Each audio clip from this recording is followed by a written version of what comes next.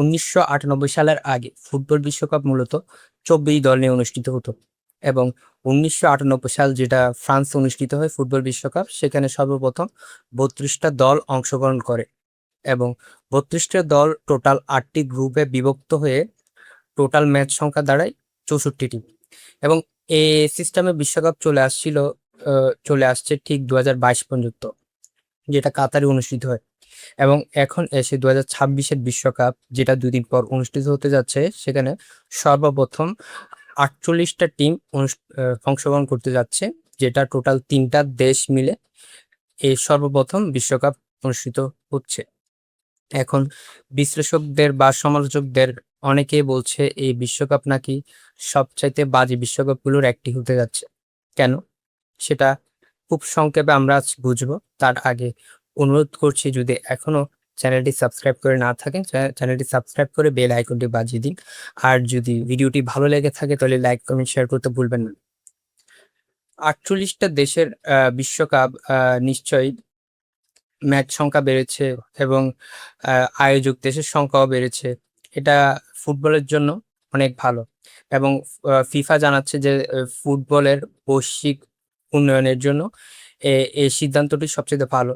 কিন্তু সমালোচকরা বলছে যে ফিফা শুধুমাত্র তার মুনাফা মুনাফা নিয়ে চিন্তা করছে, সে কারণে ফুটবলের যে গুণগত মান সেদিকে নজর রাখছে না। কেন কথা বলছে? কথা বলার অন্যতম কারণ হচ্ছে 48টা দেশের অংশগ্রহণের কারণে এখানে এরকম অনেক টিম আছে যেগুলো এই প্রথমবারের মতো বিশ্বকাপ খেলতে যাচ্ছে, যেমন কুরাসাও এর মধ্যে অন্যতম, এবং ম্যাচ সংখ্যা আগের থেকে অনেক বেড়েছে, যার ফলে ম্যাচের যে গুণগত মান সেটা অনেক ডাউন হওয়ার একটা আশঙ্কা আছে। যেমন আগে যদি 32টা টিম বিশ্বকাপ খেলতো, সেখানে বেশিরভাগ টিমই আমেরিকা মহাদেশ এবং ইউরোপ মহাদেশ থেকে আসতো এবং এশিয়া এবং আফ্রিকা থেকে খুব একটা দেশ খেলার চান্স পেত না।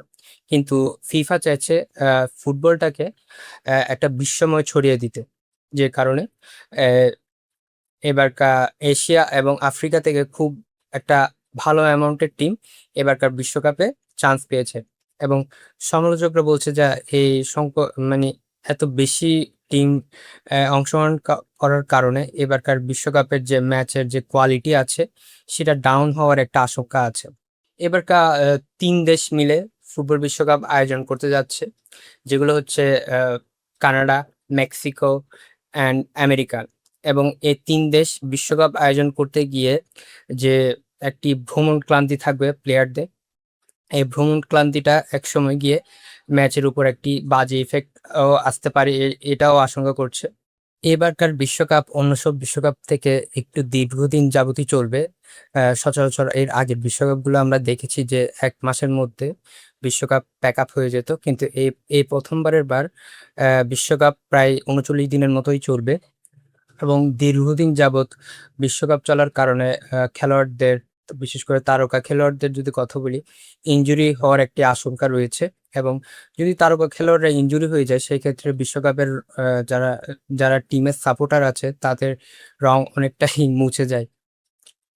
তারকা খেলোয়াড়দেরও একটি ভ্রমণ ক্লান্তি আছে, যেহেতু 3 দেশ তাদের প্রতিনিয়ত ট্রাভেল করতে হবে, তার সাথে সাথে তাদের সমর্থকদেরও প্রায় 5-6 ঘন্টা ট্রাভেল করতে হবে প্রতিটা ম্যাচের জন্য।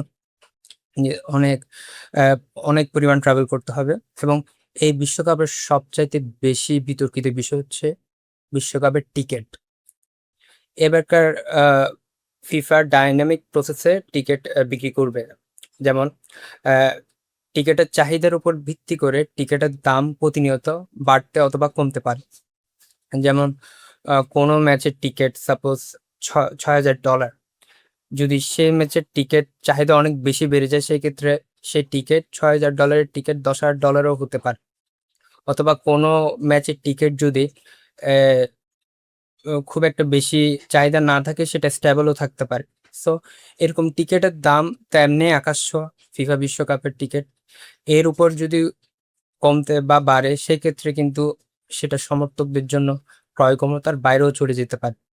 শেষ পর্যন্ত যদি টিকিটের কারণে সাপোর্টাররা স্টেডিয়ামে আসতে না পারে, সেক্ষেত্রে কিন্তু বিশ্বকাপের রং অনেকটাই মলিন হয়ে যাবে। কারণ খেলাধুলার প্রাণী হচ্ছে দর্শক।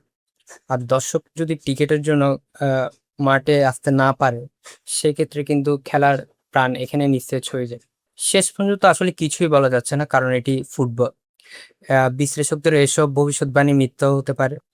শেষ পর্যন্ত এমনও হতে পারে এই বিশ্বকাপই সবচাইতে সেরা বিশ্বকাপ হয়েছে।